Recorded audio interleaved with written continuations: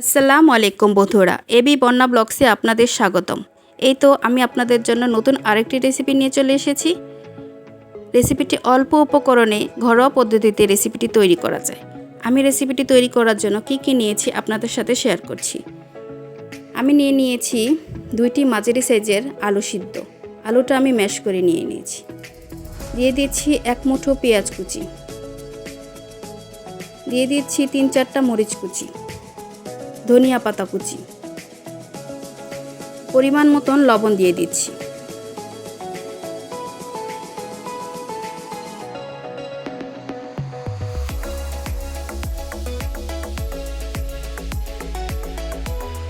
ভাজা জিরে গুঁড়ো দিয়ে দিলাম হাফ চা চামচ। আমার ভিডিওটা যদি আপনাদের ভালো লেগে থাকে প্লিজ সাবস্ক্রাইব করতে ভুলবেন না। পাশে থাকা বেল আইকনটি ক্লিক করে রাখবেন, তাহলে আমার ভিডিওর প্রথম নোটিফিকেশন আপনাদের কাছে চলে যাবে।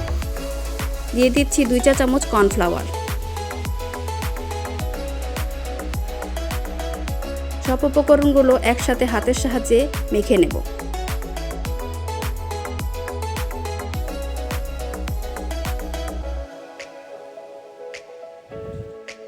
আমি কিছুটা পরিমাণ তেল দিয়ে দিচ্ছি যাতে হাতে না লেগে যায়। আমি হাতটা পরিষ্কার করে এসেছি। হাতে কিছুটা তেল লাগিয়ে ডোটা থেকে কিছুটা ডো নিয়ে আমি শেপ দিয়ে দিচ্ছি। আমি লম্বা শেপটা দিয়ে দিচ্ছি, আপনারা চাইলে গোল আকারও দিতে পারেন।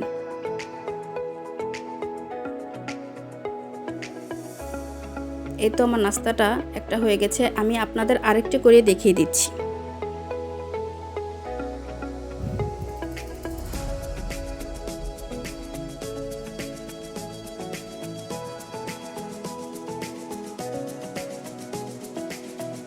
আমার ভিডিওটা আপনাদের ভালো লেগে থাকলে লাইক কমেন্ট শেয়ার করতে ভুলবেন না। এই তো আমার নাস্তাটা তৈরি হয়ে গেছে। এখন আমি একটা বাটির ভিতরে 2 চা চামচ ময়দা নিয়ে নিয়েছি, কিছুটা পরিমাণ লবণ দিয়েছি। এখানে আমি নুডলসের মশলাটা ব্যবহার করব। 2 প্যাকেট নুডলসের মশলা দিয়ে দেব।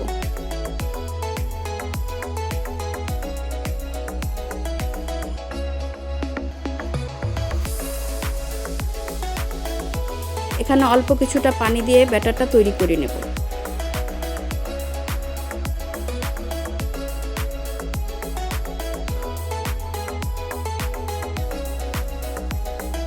চামচের সাহায্যে নেড়েচেড়ে আমার ব্যাটারটা তৈরি হয়ে গেছে। এই যে আমার ব্যাটারটা তৈরি হয়ে গেছে।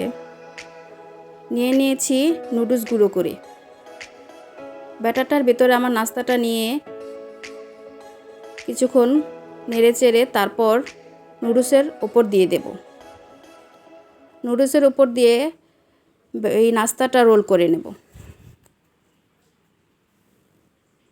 আমি হাতের সাহায্যে করে নেব, কারণ নুডলসটা চেপে চেপে করে নিতে হবে, না হলে তেলের উপর দিলে নুডলসটা ছেড়ে ছেড়ে যেতে পারে।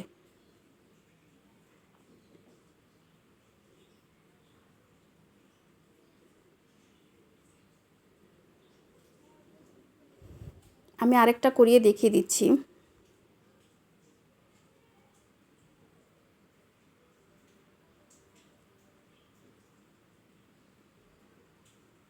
আমার ভিডিওটা ভালো লাগলে আপনারা আমাকে সাপোর্ট করবেন। আপনাদের সাপোর্টের সাহায্যে আমি নতুন নতুন ভিডিও করতে উৎসাহিত হব।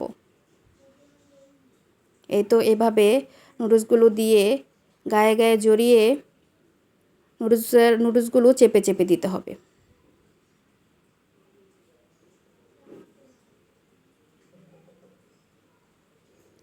আমার নাস্তাটা তৈরি হয়ে গেছে। এখন আমি একটা কড়াইতে তেল বসিয়ে দিয়েছি। তেলটা হালকা গরম অবস্থায় নাস্তাটা ছেড়ে দিতে হবে, না হলে উপরের দিকটা পুড়ে যাবে, ভেতরে সিদ্ধ হবে না। একে একে সব নাস্তাগুলো আমি দিয়ে দিচ্ছি।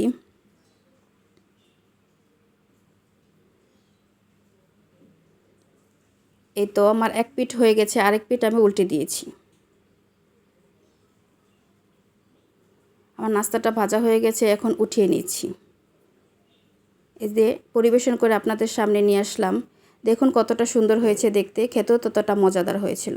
ভেতরে নরম, উপরে ক্রিস্পি হয়েছিল। আপনারা নাস্তাটা বাসায় ট্রাই করে দেখতে পারেন।